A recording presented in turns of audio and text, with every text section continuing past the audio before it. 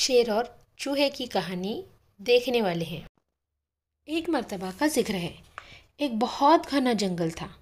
इस जंगल में जंगल का राजा शेर एक दरख्त के नीचे आराम कर रहा था।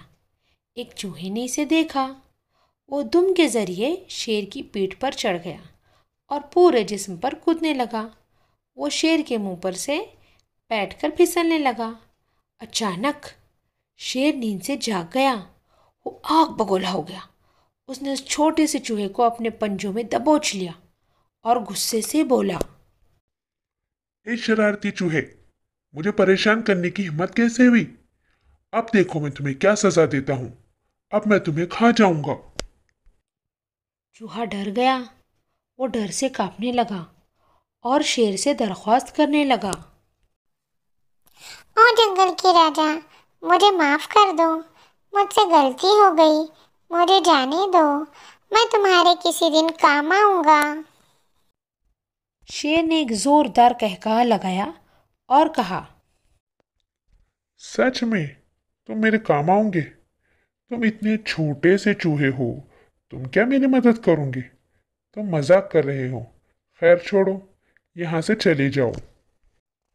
शेर ने चूहे को अपने पंजों से आज़ाद कर दिया। शुक्रिया, शुक्रिया दोस्त तुम्हारा। बहुत बहुत शुक्रिया।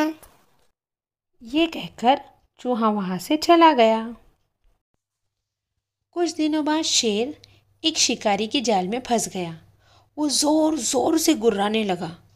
चूहे ने आवाज़ सुनी और उस तरफ दौड़ा तो देखता क्या है कि शेर जाल में फंस चुका है।